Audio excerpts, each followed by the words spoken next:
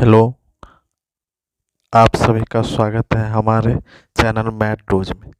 इस वीडियो में हम क्लास 12 सीबीएसई का 1 मार्क्स वाले 20 क्वेश्चन का डिस्कशन करेंगे। इस क्वेश्चन में एक स्क्वायर मैट्रिक्स के लिए बताया जा रहा है कि ये इक्वेशन फॉलो हो रहा है ए स्क्वायर माइनस 3a प्लस आई बराबर 0 और साथ ही साथ ए इन्वर्स का भी इक्वेशन दिया है।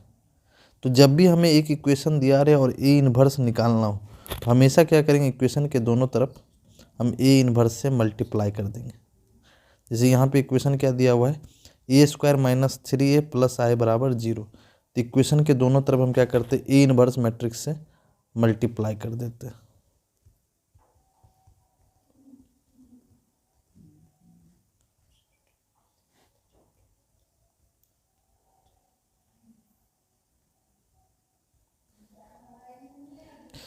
अब मल्टीप्लाई ए इन्वर्स, जब ए स्क्वायर से मल्टीप्लाई होगा तो क्या बन जाएगा, ए मैट्रिक्स बन जाएगा। जब ए इन्वर्स माइनस 3a से मल्टीप्लाई होगा तो -3। और हमेशा कोई भी मैट्रिक्स और उसका इन्वर्स मैट्रिक्स मल्टीप्लाई होकर हमेशा आइडेंटिटी मैट्रिक्स देता है। फिर प्लस, अब ए इन्वर्स आई से मल्टीप्लाई होगा तो कोई भी मैट्रिक्स अगर आइडेंटिटी मैट्रिक्स से मल्टीप्लाई होता है तो वो मैट्रिक्स खुद आ जाता है, तो ए इन्वर्स यहाँ पे आ जाएगा। और जब भी कोई मैट्रिक्स जीरो मैट्रिक्स से मल्टीप्लाई होता है तो जीरो मैट्रिक्स। अब चूंकि हमें ए इन्वर्स का वैल्यू निकालना है तो ए इन्वर्स को एक तरफ छोड़ेंगे, बाकी टर्म को दूसरे तरफ ले जाएंगे। तो हो जाएगा कितना, ए इन्वर्स, ए उधर प्लस में था इधर ले आएंगे तो माइनस ए आया हो जाएगा, और -3 आया उसको उधर ले जाएंगे तो +3 आया हो जाएगा। तो यही ए इन्वर्स का वैल्यू है। अब क्वेश्चन में ए इन्वर्स का वैल्यू दिया हुआ है तो उससे कंपेयर कर लेते हैं। ए इन्वर्स का वैल्यू दिया हुआ है XA प्लस YI। अब चूंकि दोनों इक्वेशन ए इन्वर्स का ये तो कंपेयर कर लेते हैं, तो कितना हो जाएगा, पहले इक्वेशन में ए का कोफिशिएंट -1 है जबकि यहाँ पे ए का कोफिशिएंट x है, इसका मतलब x का वैल्यू कितना आ जाएगा, -1। फिर उसी तरह यहाँ i का कोफिशिएंट 3 है, यहाँ i का कोफिशिएंट y है, तो y का वैल्यू कितना आ जाएगा, 3। अब क्वेश्चन में पूछ क्या रहा था, x प्लस y का वैल्यू, तो कितना हो जाएगा, -1 प्लस 3, ये मिलके कितना हो जाएगा, 2 हो जाएगा। तो कौन सा ऑप्शन करेक्ट हो जाएगा, option number B is correct.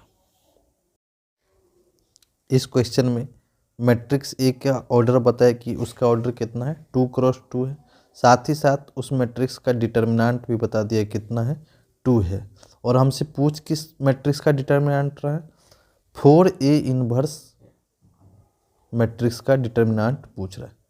तो जब भी डिटर्मिनेंट के अंदर नंबर रहे तो वो नंबर को पहले हम कॉमन ले लेते। अब वो कॉमन कैसे आएगा, तो जितना ऑर्डर रहेगा, जैसे यहाँ ऑर्डर कितना है मैट्रिक्स का, 2 क्रॉस 2 है, तो 4 कितना बार बाहर आएगा, 2 बार आएगा।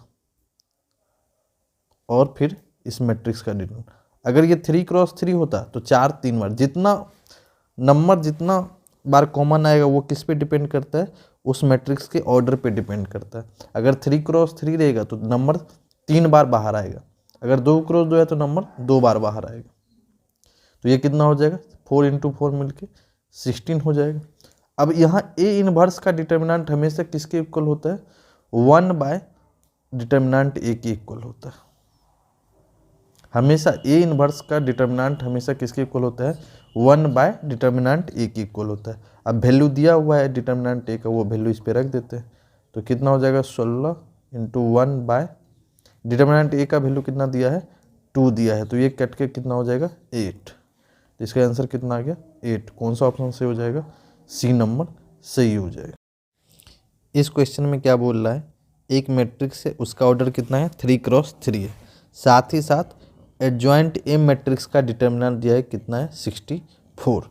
पूछ हमसे क्या रहा है, डिटर्मिनेंट ए पूछ रहा है। तो हमेशा ये ध्यान रखना है, अगर हमें डिटर्मिनेंट ए मालूम हो तो हमेशा एडजॉइंट ए का डिटर्मिनेंट जो होता है वो किसके इक्वल होता है, वो ओरिजिनल वाले मैट्रिक्स के डिटर्मिनेंट के इक्वल होगा। कब, जब ऑर्डर ए का कितना हो, 2 क्रॉस 2 हो।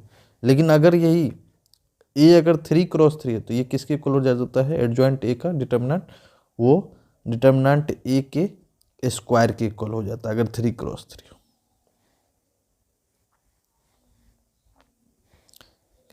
मतलब ये फार्मूला याद रखना कि एडजॉइंट ए का डिटर्मिनेंट हमेशा किसके इक्वल होता है, अगर 2x2 का ए मैट्रिक्स है तो उस समय डायरेक्ट ए मैट्रिक्स के डिटर्मिनेंट के इक्वल हो जाए, और अगर 3x3 का मैट्रिक्स रहे तो एडजॉइंट ए का डिटर्मिनेंट किसके इक्वल होगा, डिटर्मिनेंट ए के होल स्क्वायर के बराबर होगा। तो यहाँ क्वेश्चन में क्या बोल रहा है, एडजॉइंट ए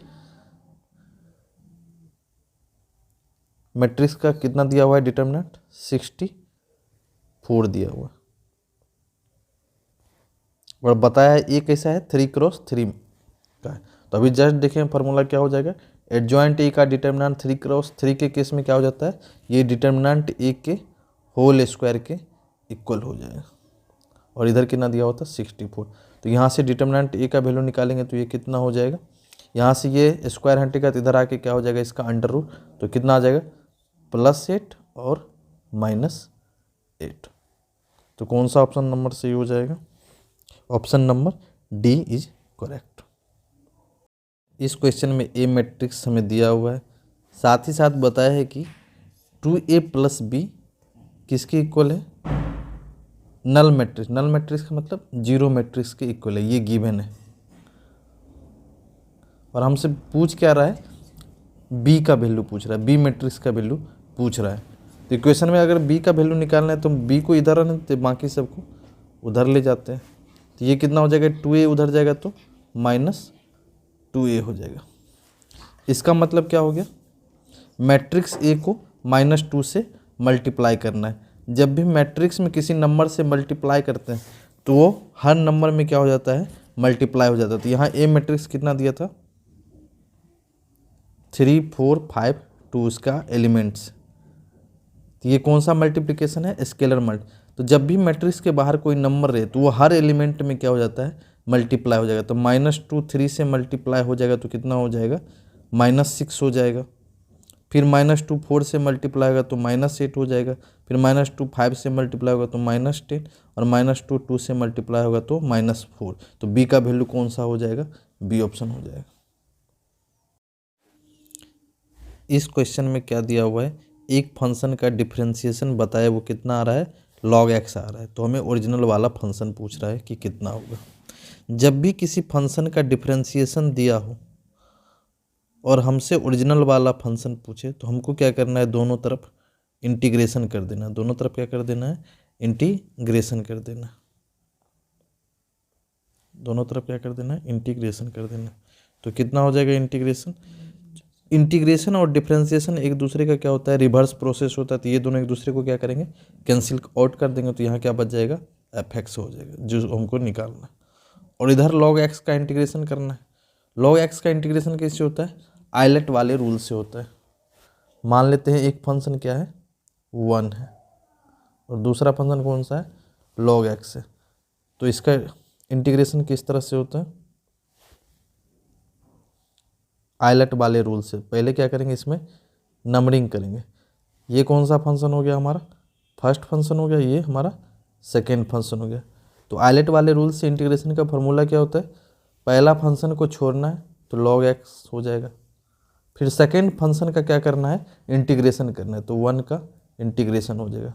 फिर माइनस फर्स्ट फंक्शन का क्या करना है, डिफरेंशिएशन करना है, और सेकेंड फंक्शन का फिर यहाँ पे क्या हो जाएगा, इंटीग्रेशन हो जाएगा। फिर ओवरऑल पूरा फंक्शन का क्या करना है, इंटीग्रेशन करना है। ये फार्मूला होता है। तो कितना हो जाएगा, log x। अब 1 का इंटीग्रेशन कितना होता है, x होता है, तो x आ गया, माइनस सेकेंड इंटीग्रेशन के अंदर दो चीज़ें हैं, पहला फंक्शन का डिफरेंशिएशन, एक तो वहाँ पे क्या है, पहला फंक्शन का क्या है डिफरेंशिएशन, और दूसरे का इंटीग्रेशन, फिर पूरे का क्या है इंटीग्रेशन।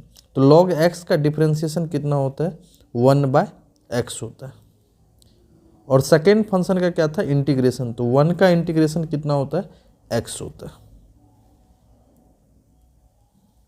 तो ये x कैंसिल आउट हो जाएगा, तो अंदर क्या बचेगा, 1 बचेगा। तो 1 का इंटीग्रेशन, फिर ये सब तो डायरेक्ट वैसे ही लिखा जाएगा log x इंटू एक्स, और यहाँ पे कितना हो जाएगा 1 बच रहा है, 1 का इंटीग्रेशन फिर से क्या हो जाएगा x हो जाएगा। तो चाहो तो x कॉमन ले सकते हैं, तो कितना हो जाएगा x कॉमन लेंगे तो log x माइनस 1। चूँकि यहाँ पे हम कौन सा इंटीग्रेशन किए हैं, इंडिफिनिट इंटीग्रेशन के, तो प्लस c भी आएगा, तो यही एफ एक्स का वैल्यू हो जाएगा। तो देख लेते कौन सा ऑप्शन करेक्ट हो जाएगा। Option number B is correct. इस क्वेश्चन में हमें क्या करना है, इस फंक्शन का हमें क्या करना है, डेफिनेट इंटीग्रेशन करना है। तो एक रूल क्या होता है, अगर किसी फंक्शन का हमें इंटीग्रेशन मालूम है, जैसे मान लेते हैं कि F x, small F x का इंटीग्रेशन मान लेते हैं कैपिटल एफ एक्स। अब मान लेते हैं कि फंक्शन में हम क्या करें, लीनियर चेंज करें। क्या करें, लीनियर चेंज करें। लीनियर चेंज का मतलब एक्स के पावर में कुछ ना करें, उसमें कोई नंबर मल्टीप्लाई कर सकते हैं या जोड़ सकते हैं या घटा सकते हैं। तो इस फंक्शन का अगर कोई इंटीग्रेशन पूछता है तो वो क्या हो जाएगा, ओरिजिनल फंक्शन में जो भी इंटीग्रेशन है पहले तो उसको क्या करेंगे, उस फार्मूला से चेंज। यहाँ एक्स जब पे ए एक्स प्लस माइनस बी किए तो यहाँ फार्मूला में भी एक्स जब पे क्या आ जाएगा, ए एक्स प्लस माइनस बी। साथ में क्या होगा, जो भी x के साथ मल्टीप्लाई, यहाँ x साथ क्या मल्टीप्लाई में आ रहा है a, तो a से क्या हो जाएगा, डिवाइड हो जाएगा। तो ये हमें ध्यान रखना है कि जब भी लीनियर चेंज होगा तो एक तो पहले फार्मूला जैसा कर देंगे और साथ में क्या करेंगे, जो भी x का कोफिशिएंट है उससे क्या करेंगे, डिवाइड कर लेंगे। अब यहाँ पे क्या दिया हुआ है, sec square x minus pi by 6 दिया हुआ, इसका इंटीग्रेशन करना है। तो चूंकि हमको मालूम है अगर सेक स्क्वायर एक्स रहता तो उसका इंटीग्रेशन कितना होता है, सेक स्क्वायर एक्स का इंटीग्रेशन कितना होता है, 10x होता है। तो यहाँ x में क्या किए हैं, लीनियर चेंज किए। कितना कर दिए, x के जगह पे आप x माइनस पाई बाय 6 कर दिए, तो फार्मूला में भी राइट साइड कितना हो जाएगा, चेंज हो जाएगा। x जब इधर भी कितना हो जाएगा, x माइनस पाई बाय 6 हो जाए। साथ में क्या होगा, x के साथ जो भी मल्टीप्लाई, तो 1 से मल्टीप्लाई तो 1 से डिवाइड हो जाएगा। तो ये क्या हो जाएगा, इसका इंटीग्रेशन। क्योंकि यहाँ पे डिफिनिट इंटीग्रेशन है तो अब लिमिट इसमें पुट करेंगे तो कितना हो जाएगा, आंसर कितना आ रहा था, 10x minus pi by 6। Limit कितना कितना दिया हुआ, लिमिट दिया हुआ था 0 से पाई बाय 6, 0 से कितना दिया हुआ है, पाई बाय 6। तो सबसे पहले अपर लिमिट रखेंगे, अपर लिमिट कितना है, पाई बाय 6, तो कितना हो जाएगा 10, एक्स के जगह पे पाई बाय 6 रखेंगे तो पाई बाय 6 माइनस पाई बाय 6 कितना हो गया, 0। फिर माइनस लोअर लिमिट पुट करते हैं, माइनस करके लोअर, तो कितना हो जाएगा 10 minus pi by 6। As A पे 0 रखें तो 0 माइनस पाई बाय 6, तो कितना हो जाएगा माइनस पाई बाय 6। अब 10 0 का वैल्यू कितना होता है, 0 होता है। अब कभी भी 10 के अंदर अगर माइनस होता है तो वो माइनस डायरेक्ट क्या हो जाता है, बाहर। तो एक माइनस पहले से था और ये माइनस बाहर आएगा तो कितना हो जाएगा, प्लस हो जाएगा। और बचा कितना, 10 पाई बाय 6। अब 10 पाई बाय 6 का वैल्यू कितना होता है, √1/√3 होता है। तो यही क्या हो जाएगा, आंसर हो जाएगा। तो देख लेते कौन सा ऑप्शन हो जाएगा, 1/√3। Option number A is correct. इस क्वेश्चन में क्या दिया हुआ है, एक डिफरेंशियल इक्वेशन दिया हुआ है, हमसे पूछ क्या रहा है, ऑर्डर और डिग्री का सम। तो सबसे पहले ऑर्डर होता क्या है, ऑर्डर किसी भी डिफरेंशियल इक्वेशन में क्या होता है, हाईएस्ट डिफरेंशियल टर्म जो यूज हुआ है, हाईएस्ट डिफरेंशियल टर्म, वो ऑर्डर कहलाता है। तो यहाँ पे कौन कौन सा डिफरेंशियल टर्म यूज हुआ है, एक तो डबल डेरिवेटिव यूज हुआ है d2y/dx², और एक कौन सा यूज हुआ है, dy/dx। तो ये हाईएस्ट हो गया, तो इसका मतलब ऑर्डर कितना हो गया, 2 हो गया। अब डिग्री क्या होता है, डिग्री होता है क्या, जो भी हाईएस्ट डिफरेंशियल टर्म है उसका power, power of highest differential term,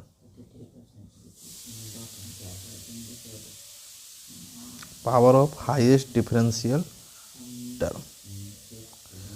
तो चूंकि इस डिफरेंशियल इक्वेशन में अगर हम ध्यान दें तो डिफरेंशियल इक्वेशन में d2y/dx² हाईएस्ट था, तो इसका पावर कुछ नहीं दिख रहा है, मतलब कितना है 1, तो डिग्री कितना हो गया 1 हो गया। तो दोनों का सम पूछ रहा था ऑर्डर और डिग्री का, तो कितना हो जाएगा 2 + 1 3। तो option number C is correct. इस क्वेश्चन में क्या बोल रहा है, हमें p का वैल्यू निकालना है। दिया क्या हुआ, ये दो वेक्टर आपस में कैसा है, परपेंडिकुलर।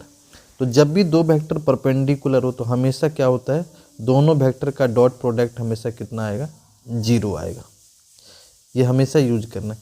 जब भी वेक्टर में दो वेक्टर आपस में परपेंडिकुलर, जैसे मान लेते हैं कि ए वेक्टर और बी वेक्टर आपस में कैसा है, परपेंडिकुलर, तो दोनों का डॉट हमेशा किसके इक्वल होगा, 0 के इक्वल है। अब डॉट निकालेंगे कैसे, जैसे यहाँ पे एक वेक्टर कितना दिया हुआ है, उसका नाम ए दे देते हैं, तो 2i + pj + k वेक्टर है। दूसरा वेक्टर का नाम अगर बी वेक्टर देते हैं तो बी वेक्टर कितना है, -4i -6j और +26k। अब डॉट करते कैसे हैं, डॉट के लिए हमेशा क्या करता है, अगर a डॉट b यहाँ पे निकालना है तो i वाला नंबर i से मल्टीप्लाई होगा, प्लस फिर j वाला नंबर j से मल्टीप्लाई होगा और k वाला नंबर k से तो यहाँ i के साथ 2 है और नीचे वाले वेक्टर में i के साथ माइनस, तो ये दोनों मल्टीप्लाई होकर कितना हो जाएगा, -8। फिर j वाला नंबर एक साथ करेंगे तो यहाँ p है और यहाँ -6 है, तो -6p हो जाएगा। फिर k वाला नंबर एक साथ मल्टी, यहाँ 1 है यहाँ 26, तो कितना हो जाएगा 26। चूंकि ये दोनों वेक्टर परपेंडिकुलर होता है तो ये किसके इक्वल हो जाएगा, 0 के इक्वल हो जाएगा। तो कितना हो जाएगा, -8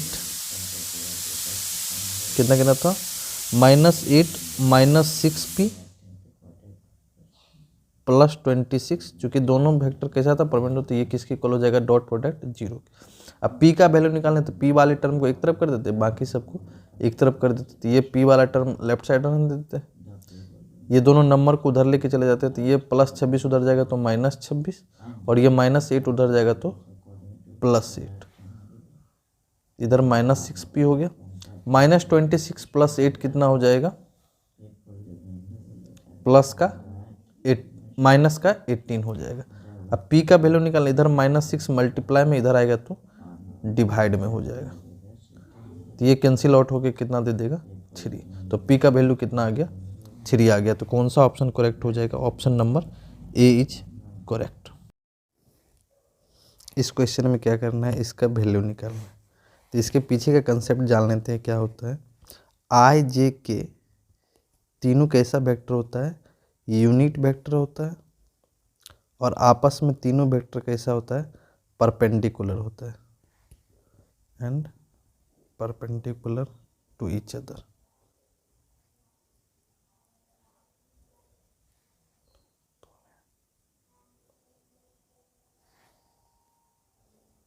यूनिट वेक्टर कहने का मतलब क्या है कि इसका मॉडुलस मैग्नीट्यूड का वैल्यू कितना है, 1 है। तो ये तीनों वेक्टर कैसा होता है, आई कैप वेक्टर, जे कैप वेक्टर और के कैप, तीनों आपस में यूनिट वेक्टर और एक दूसरे पे क्या होते हैं, परपेंडिकुलर होता है। अब नेक्स्ट कंसेप्ट क्या है, अगर इनका खुद से डॉट करे, जैसे आई का आई से डॉट करे या जे का जे से डॉट करे डॉट प्रोडक्ट, या के का के से करे, तो हमेशा डॉट प्रोडक्ट में इन तीनों वेक्टर का खुद के साथ डॉट करने पे हमेशा आंसर कितना आता है, 1। लेकिन इसमें से अगर किसी दूसरे के साथ डॉट करे, जैसे आई का जे के करे, जे का के साथ करे या के का आई के साथ करे, तो हमेशा इसका आंसर कितना आता है, 0। कंसेप्ट क्या है कि जब भी आई जे के तीनों परपेंडिकुलर वेक्टर होते हैं, अगर इनका खुद के साथ डॉट करे तो हमेशा 1 आता है, और अगर किसी और के साथ करे डॉट तो 0 आता है। सेम इसी तरह क्या होता है, अगर हम इनका खुद के साथ क्रॉस प्रोडक्ट करें तो आंसर कितना आता है, 0 आता है। लेकिन वहीं पे इनका अगर किसी आई का जे के साथ करे या जे का के साथ क्रॉस करे तो उसका आंसर हम कैसे निकालते हैं, साइकिल मेथड से निकालते हैं। आई से जे की तरफ जाएंगे, जे से के की तरफ जाएंगे, फिर के से आई की तरफ। अगर मान ली एग्जाम्पल के लिए हमको आई क्रॉस जे अगर पूछे तो आई क्रॉस जे क्या हो जाएगा, आई से जे की तरफ जा रहे हैं तो उनके साइकिल के डायरेक्शन में ही जा रहे हैं तो आंसर में क्या आएगा प्लस। अगर साइकिल के अपोजिट डायरेक्शन में जाएंगे तो आंसर कितना हो जाएगा माइनस हो जाएगा। तो आई क्रॉस जे कितना बच रहा है के, तो के कैप हो जाएगा, और साइकिल के डायरेक्शन में जा रहे हैं तो आंसर कितना हो जाएगा प्लस के। इसी तरह अगर मान लेते कोई हमसे पूछे जे क्रॉस आई, तो ये कितना हो जाएगा जे क्रॉस आई, तो बच कौन सा रहा है के कैप। लेकिन इस बार क्या हो रहा है, हम अपोजिट डायरेक्शन में जा रहे हैं, साइकिल के अपोजिट डायरेक्शन में जा रहे हैं, जे से आए रिवर्स में जा रहे हैं तो आंसर में एक क्या आ जाएगा माइनस। तो इसी कंसेप्ट का यूज हम करेंगे यहाँ पे। तो क्वेश्चन में कितना दिया हुआ है देख लेते हैं। क्वेश्चन में क्या दिया हुआ है,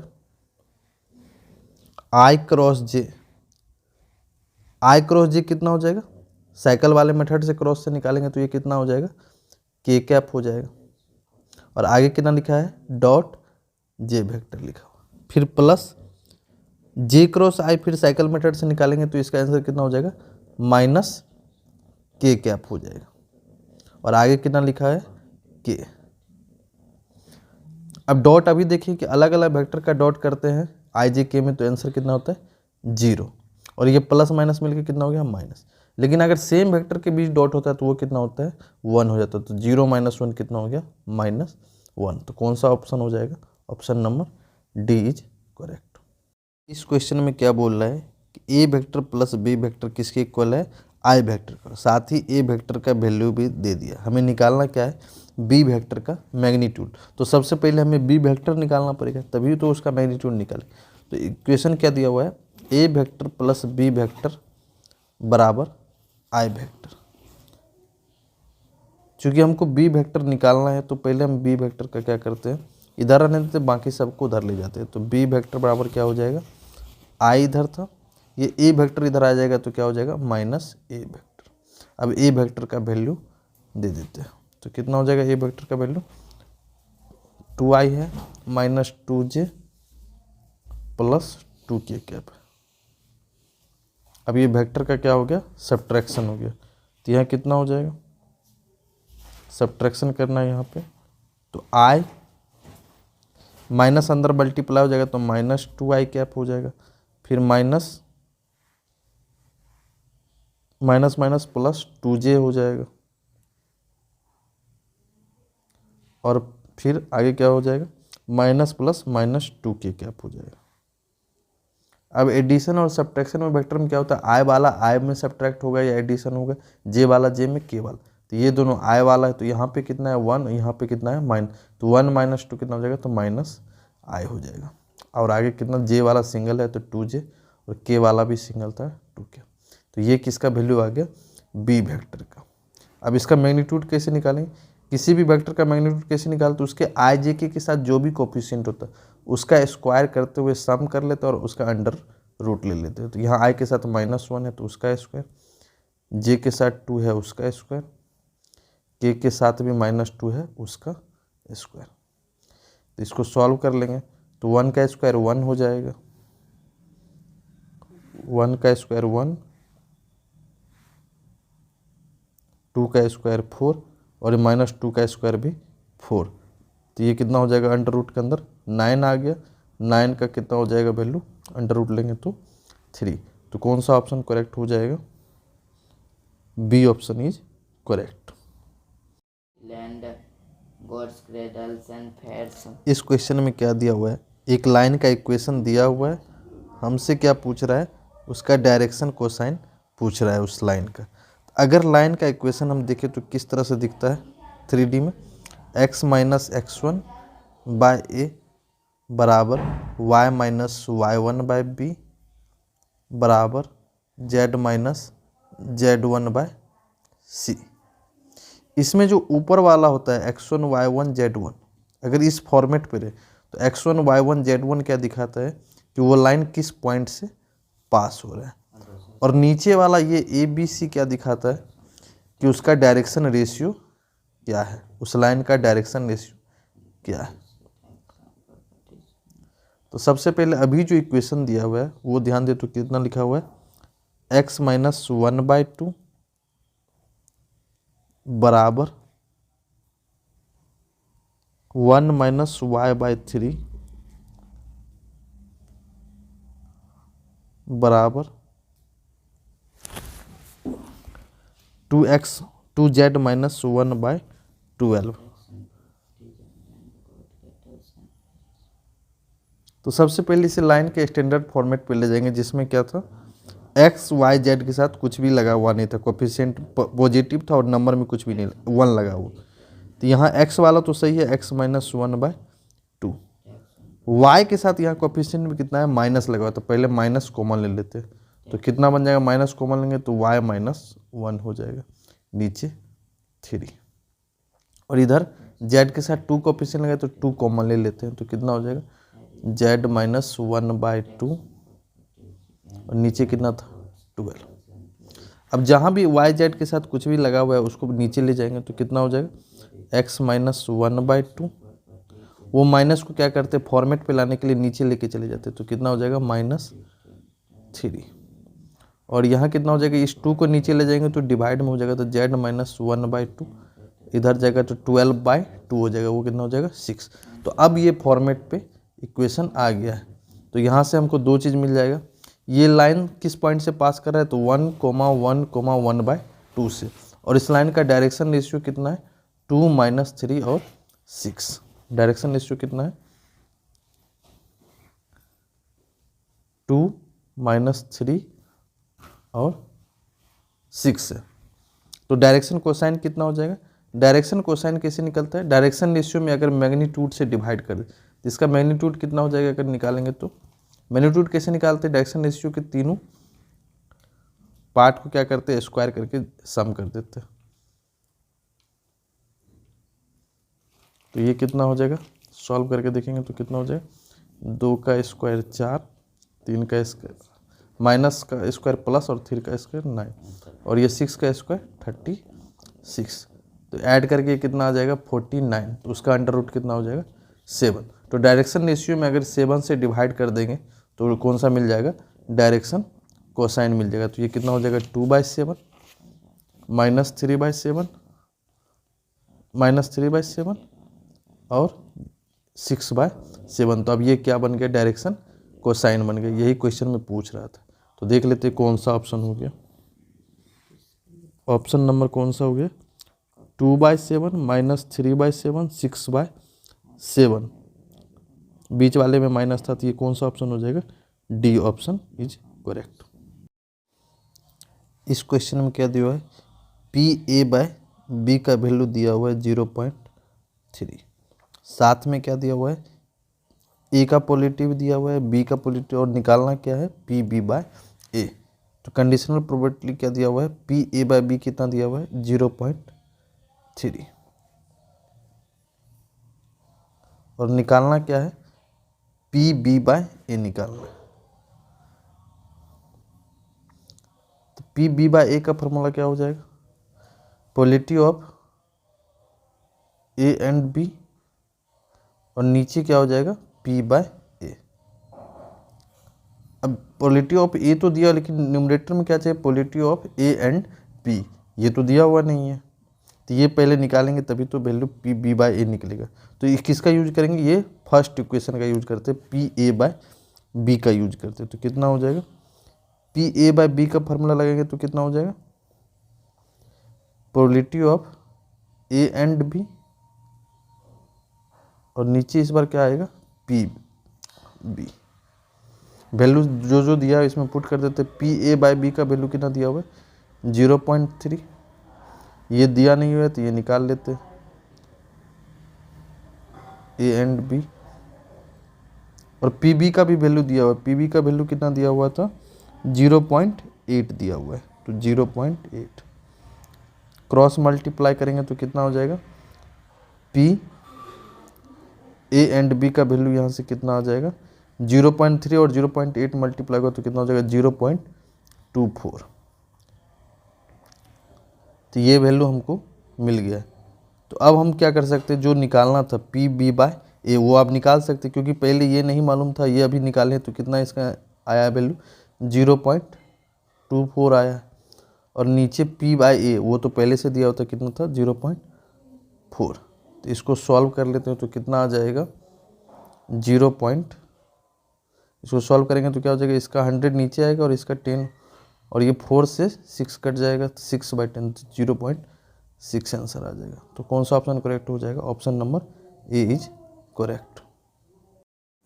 इस क्वेश्चन में के का वैल्यू निकालना है, जिसके लिए क्या दिया हुआ है कि ये फंक्शन कैसा है, कंटिन्यूस फंक्शन है। तो कंटिन्यूस कोई फंक्शन कब होता है, जब किसी पॉइंट पे left hand limit, right hand limit और उस पॉइंट पे उसका वैल्यू अगर तीनों आपस में बराबर हो तो वो फंक्शन कैसा होता है, कंटिन्यूस होता है। तो यहाँ हम लेफ्ट हैंड लिमिट निकालते हैं तो कितना हो जाएगा, लिमिट एक्सटेंडिंग टू 2, तो 2 से लेस पे कौन सा फंक्शन डिफाइंड है, kx²। तो इसमें वैल्यू रखेंगे तो कितना हो जाएगा, ये x का वैल्यू 2 टेंड कराएंगे तो 4k हो जाएगा। फिर इसी तरह राइट हैंड लिमिट निकालेंगे,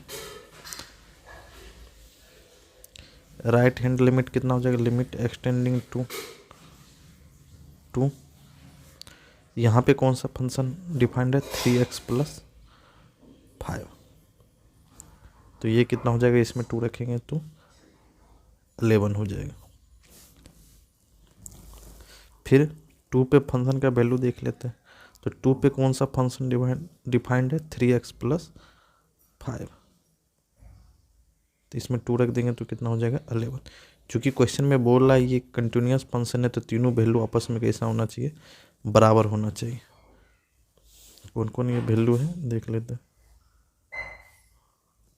एक तो ये 11 है और ये कौन सा है, 4k है, और ये भी, तो तीनों आपस में कैसा होना चाहिए, इक्वल होना चाहिए। तो यहाँ से क्या आ जाएगा, 4k = 11, तो k का वैल्यू कितना हो जाएगा, 11/4। तो करेक्ट ऑप्शन हो जाएगा डी ऑप्शन।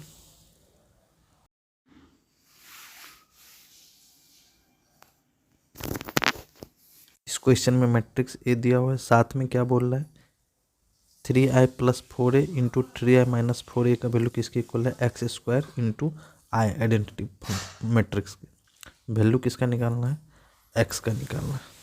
तो पहले ये जो दिया हुआ है इसको सॉल्व कर लेते हैं, 3i + 4a into 3i - 4a is equal to x² i। अब यहाँ पे फार्मूला दिख रहा है a + b into a - b, तो क्या फार्मूला हो जाता है, a का स्क्वायर माइनस b का स्क्वायर। तो ये कितना हो जाएगा, a के जगह पे 3i लिखा हुआ है तो उसका स्क्वायर माइनस b का स्क्वायर, तो b कितना है, 4 है, और इधर कितना लिखा हुआ है, x² i। अब ये 3 का स्क्वायर 9 और i² हो जाएगा, i का स्क्वायर i²। फिर ये 4 का स्क्वायर 16, a का स्क्वायर a², और इधर x² i। अब i² हमेशा i को जब भी i से मल्टीप्लाई करते हैं तो हमको फिर से क्या मिल जाता है, i मिल जाता है। तो ये कितना हो जाएगा, i, तो कितना हो गया, 9i - 16a² बराबर x² i। अब x² को हम एक तरफ कर लेते हैं, x² में i को हम एक तरफ कर लेते हैं, तो ये कितना हो जाएगा, 9i - x² i, और इधर कितना हो जाएगा, 16a²। अब आइडेंटिटी मैट्रिक्स का वैल्यू डाल देते हैं और a का भी वैल्यू डाल देते हैं। तो आइडेंटिटी मैट्रिक्स 2 × 2 में कितना होता है, 1 0 0 1,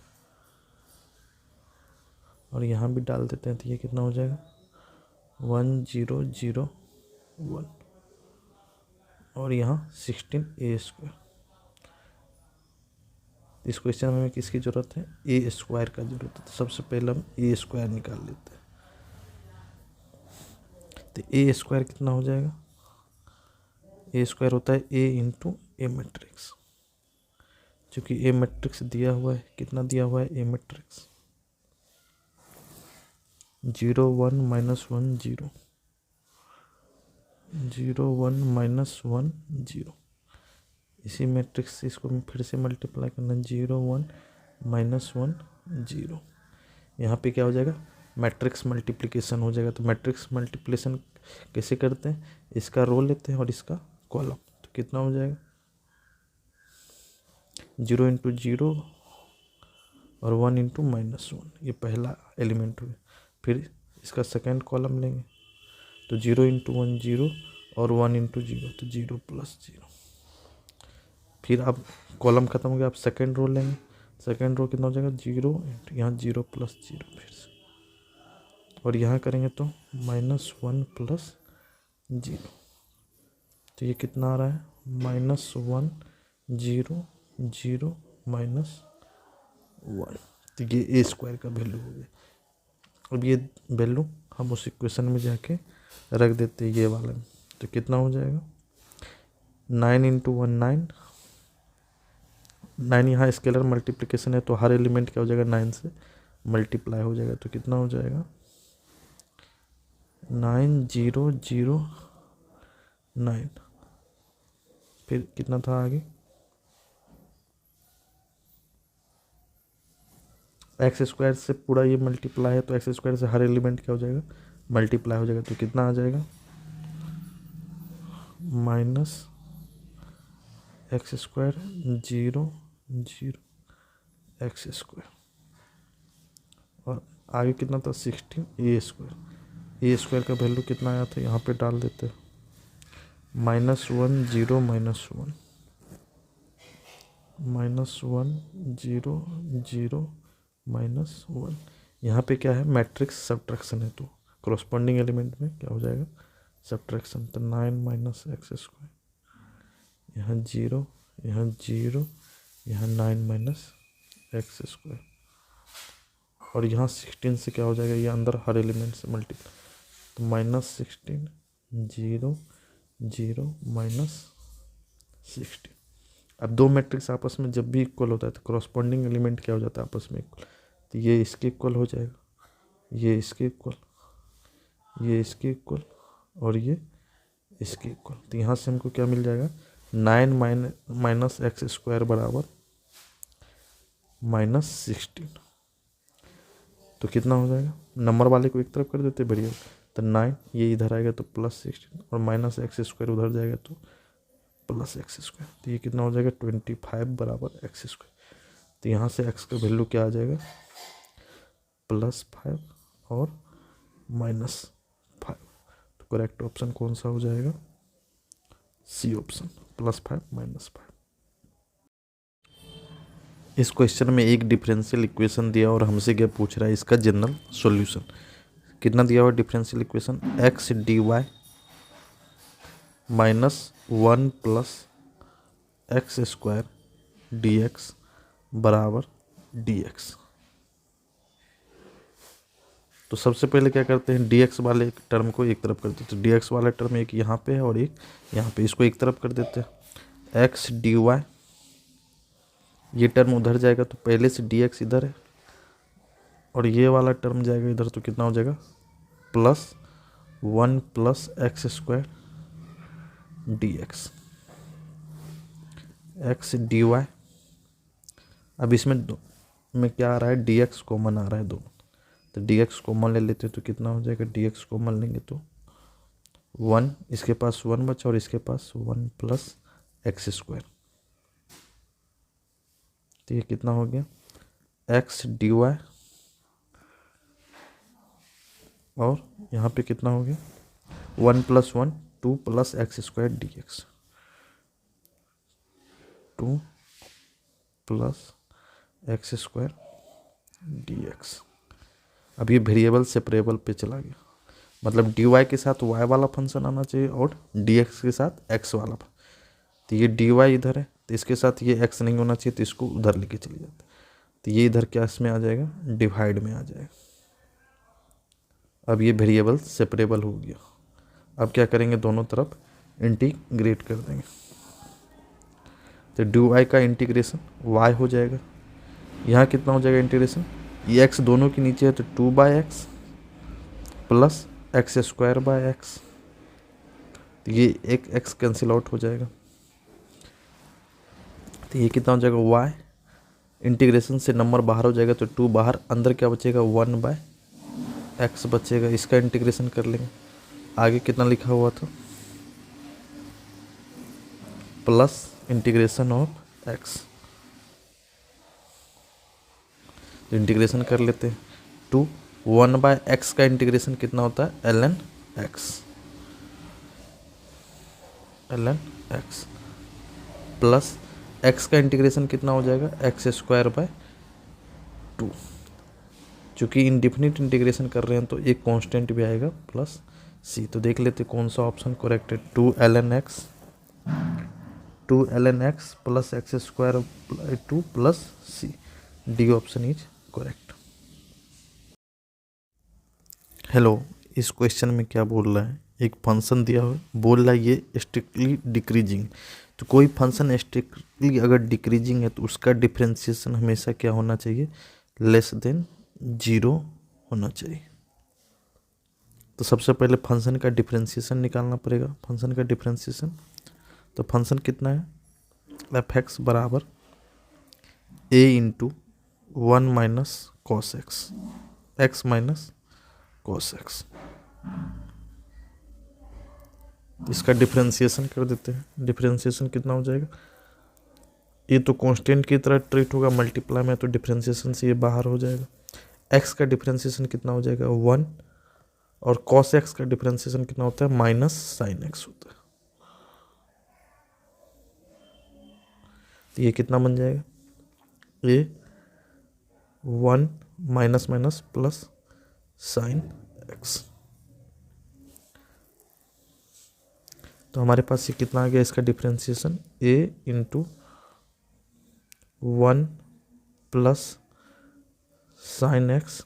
चूँकि आप क्वेश्चन में बोला ये स्ट्रिक्टली डिक्रीजिंग है तो क्या आना चाहिए, इसको लेस देन 0 आना चाहिए। तो सबसे पहले हम 1 प्लस साइन x का देखते हैं कि वैल्यू कहाँ से कहाँ तक लाई करता है। अगर हमें पता होगा तो साइन x का रेंज कितना होता है, -1 से 1 होता है। अब यहाँ हमको निकालना किसका, 1 प्लस साइन x का, तो इसमें क्या करते हैं, सब तरफ 1 ऐड कर देते हैं। तो -1 प्लस 1, यहाँ कितना हो जाएगा 1 प्लस साइन x हो जाएगा, और यहाँ कितना हो जाएगा 1 प्लस 1। तो यहाँ -1 प्लस 1 0 हो गया। ये कितना हो जाएगा 1 प्लस साइन x, और यहाँ ये कितना हो गया 2। तो यहाँ से हमें क्या दिख रहा है कि 1 प्लस साइन x का वैल्यू हमेशा 0 से लेके 2 के बीच में लाई करेगा, मतलब ये वैल्यू पॉजिटिव है। लेकिन हमको ओवरऑल क्या चाहिए, इन दोनों का मल्टीप्लाई निगेटिव चाहिए। इसका मतलब ए क्या होना चाहिए, शुड भी निगेटिव होना चाहिए। निगेटिव, ए का रेंज क्या होना चाहिए, निगेटिव। तो कौन सा ऑप्शन करेक्ट हो जाएगा, सी ऑप्शन इज करेक्ट। इस क्वेश्चन में क्या दिया हुआ है, एक लीनियर प्रोग्रामिंग प्रॉब्लम का कॉर्नर पॉइंट्स दिया हुआ है, साथ में ऑब्जेक्टिव फंक्शन दिया हुआ है। तो हमें ऑब्जेक्टिव फंक्शन का मैक्सिमम और मिनिमम किस पॉइंट पे आएगा ये फाइंड करना है। तो जब भी कॉर्नर पॉइंट दिया हो तो हमेशा जो ऑब्जेक्टिव फंक्शन होता है वो कॉर्नर पॉइंट पे ही क्या देगा, या तो मैक्सिमम वैल्यू देगा या मिनिमम वैल्यू देगा। तो हर कॉर्नर पॉइंट पर हम इस ऑब्जेक्टिव फंक्शन का वैल्यू निकाल लेते हैं। पहला पॉइंट कितना है 272, इस पे इस ऑब्जेक्टिव फंक्शन का वैल्यू निकाल लेते हैं। तो 18, x का वैल्यू इस पॉइंट में कितना है 2, और y का वैल्यू कितना है 72। इसको सॉल्व कर लेंगे। इसी तरह दूसरा कॉर्नर पॉइंट कितना दिया है 15 इंटू 20, इस पे भी ऑब्जेक्टिव फंक्शन का वैल्यू निकालेंगे। तो x का वैल्यू यहाँ कितना है 15, और y का वैल्यू कितना है 20। फिर इसी तरह थर्ड पॉइंट कितना दिया है 40, 15,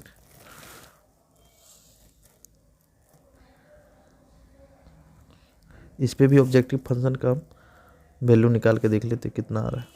ऑब्जेक्टिव फंक्शन कितना था 18x प्लस 9y। 18x का वैल्यू 40 प्लस 9y, y का वैल्यू 15। सॉल्व कर लेते हैं। 720 और यहाँ कितना हो जाएगा 135। ये ऐड कर लेंगे तो कितना आ जाएगा 855। फिर इस दोनों पॉइंट पीछे वाले पॉइंट पे भी निकाल लेते हैं। यहाँ कितना आ जाएगा, तो इस पे सॉल्व करने के बाद हमें 450 आ रहा है और इस पॉइंट पे सॉल्व करने पे 684। तो ऑब्जेक्टिव फंक्शन का मैक्सिमम कहाँ पे आ रहा है तीनों में, यहाँ 684, यहाँ 450 और लास्ट वाले में कितना आ रहा था 855। तो सबसे मैक्सिमम वैल्यू कहाँ पे आ रहा है, इस पॉइंट पे आ रहा है। तो ये इस ऑब्जेक्टिव फंक्शन का मैक्सिमम हुआ और किस पॉइंट पे आ रहा है 40 × 15 पर। और मिनिमा कहाँ पे आ रहा है, सबसे कम वैल्यू कहाँ पे आ रहा है, इस पॉइंट पे। तो देख लेते कौन सा ऑप्शन सही हो जाएगा। 40 15 पे मैक्सिमम और 15, तो सी ऑप्शन इज करेक्ट। इस क्वेश्चन में हमें क्या बोल रहा है, ये सब कांस्टेंट दिया है और हमें number of corner points find करना है। तो सबसे पहला कांस्टेंट क्या दिया हुआ है, x minus Y greater than equal to 0। तो हम इनइक्वलिटी के बिना इस लाइन का सॉल्व करते हैं। तो x minus Y is equal to 0, ये बेसिकली क्या है, x बराबर y। x बराबर y क्या होता है, एक स्ट्रेट लाइन होता है जो किससे पास होता है, ओरिजिन से पास होता है। सेकेंड कांस्टेंट क्या दिया हुआ है, 2y less than equal to x plus 2। तो अगर इनक्वलिटी हटा के देखें तो ये क्या दिखेगा, 2y बराबर x प्लस 2। तो ये भी एक स्ट्रेट लाइन होता है। अब एक बार इसमें अगर हमको स्ट्रेट लाइन के लिए मिनिमम 2 पॉइंट चाहिए, तो x बराबर 0 रखेंगे तो y का वैल्यू कितना आ जाएगा 1। तो इस पॉइंट से पास करेगा। इसी तरह हम क्या करेंगे, y का वैल्यू 0 अगर रखेंगे तो x का वैल्यू कितना आ जाएगा -2। तो ये लाइन कौन सा हो जाएगा, जो -2, 0 और 0, 1 से पास करेगा। उसके बाद तीसरा क्या कांस्टेंट, x ग्रेटर देन, तीसरा क्या था, x greater than equal to 0, y इसका मतलब x भी पॉजिटिव हो और y भी पॉजिटिव। तो ये कौन सा क्वाड्रेंट होता है, फर्स्ट क्वाड्रेंट होता है। अब चूंकि दोनों पहले 2 स्ट्रेट लाइन किए हैं, तो दोनों का इंटरसेक्शन पॉइंट अगर हमको फाइंड करना है, तो दोनों इक्वेशन को क्या करेंगे, हम सॉल्व करेंगे। 2 लीनियर इक्वेशन हम कैसे सॉल्व करते हैं, इसी एक वेरिएबल का वैल्यू निकाल के दूसरे में जाके रखते हैं। तो हमको इंटरसेक्शन पॉइंट कितना आ जाएगा, 2, 2 आ जाएगा। अब इसके बाद हम क्या करेंगे, सबको हम एक ग्राफ पे बनाएंगे। तो ये सबसे फर्स्ट लाइन जो दिख रहा है, ये वाला ओरिजिन से पास करती है, कौन सा लाइन है, x minus Y is equal to 0। और ये सेकेंड लाइन जो ये पास कर रहा है -2 और 0, 1 से, वो कौन सा है, 2y बराबर x प्लस 2। अब हम क्या करेंगे, इनक्वलिटी के साथ सॉल्व करेंगे। यहाँ पे इनक्वलिटी कितना दिया हुआ था, x minus Y greater than equal to 0। इसका मतलब क्या हुआ कि x हमेशा y से ग्रेटर होना चाहिए। तो ये लाइन है x बराबर y का, तो इसमें क्या बोल रहा है, x हमेशा y से बड़ा, तो मतलब कौन सा हो जाएगा, इस लाइन के नीचे वाला रीजन हो जाएगा। ये पूरा इस लाइन के नीचे वाला रीजन हो जाएगा। इसी तरह इसमें क्या था, 2y less then x plus 2। तो ये लाइन कौन सा था, 2y बराबर x प्लस 2। अब इसमें जब ओरिजिन हम करते हैं तो ओरिजिन को ये क्या करता है, सेटिस्फाई करता है। मतलब इस लाइन का इक्वेशन क्या हो जाएगा, इस लाइन के नीचे वाला। तो कॉमन रीजन कौन सा बन जाएगा, दोनों का अगर हम देखेंगे तो कॉमन रीजन ये ग्रीन वाला पार्ट का बन जाएगा, जो कि अनबाउंडेड है। तो इस पर कितना पॉइंट्स आ रहा है, इस फिजिबल रीजन इसको बोलते हैं। इस पर 2 पॉइंट आ रहा है। एक कौन सा पॉइंट आ रहा है, ये 2, 2 और एक कौन सा आ रहा है, 0, 0। तो इसी को क्या बोलते हैं, कॉर्नर पॉइंट्स। तो नंबर ऑफ कॉर्नर पॉइंट्स कितना हो गया, 2। तो करेक्ट ऑप्शन कौन सा हो जाएगा, option number A is correct. ये question assertion reason based question है। एसर्शन में क्या बोल रहा है कि एक फंक्शन दिया हुआ है, इसका रेंज बोल रहा है ये π/2 से 5π/2 आया। और रीजन में क्या बोल रहा है, principal value branch of sine inverse x is 0 to π। तो सबसे पहले रीजन देख लेते हैं। तो हमको पता है साइन इनवर्स x का रेंज जो होता है वो कितना होता है, -π/2 से π/2 2 तक होता है। तो ये रीजन क्या हो गया, यहाँ से फॉल्स हो गया, क्योंकि रीजन में ये बोल रहा है 0 to पाई, तो रीजन यहाँ से क्या हो गया, फॉल्स हो गया।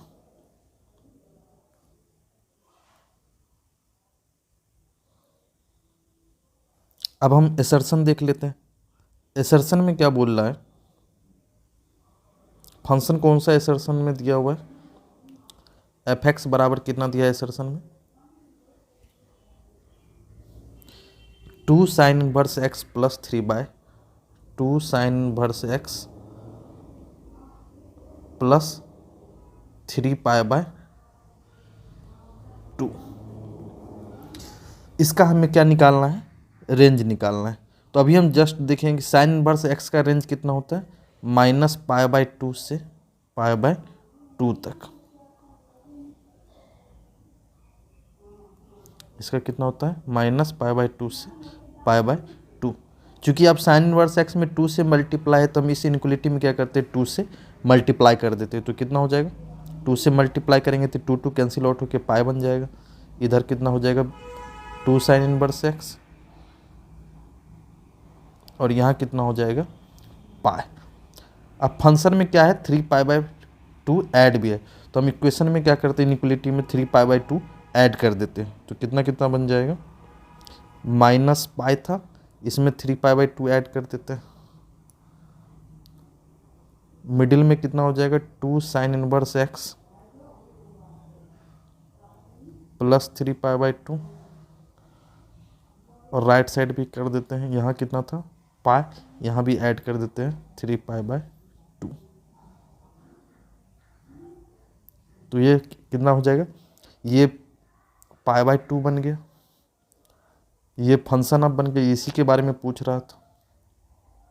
और यहाँ कितना बन गया, 5π/2। तो इसका मतलब इस फंक्शन का रेंज क्या हो गया, π/2 से लेके 5π/2 तक। तो क्वेश्चन में क्या बोल रहा था, यही बोल रहा है। तो इसका मतलब एसर्शन क्या हो जाएगा, करेक्ट हो जाएगा। Assertion is correct.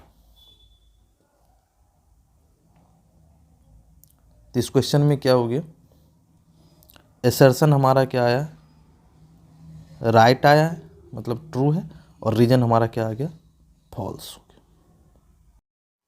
ये भी क्वेश्चन किस पे है, एसर्शन रीजन पे बेस्ड है। एसर्शन में क्या बोल रहा है, एक लाइन इसी पॉइंट से पास कर रहा है, उसका इक्वेशन बोल रहा है ये।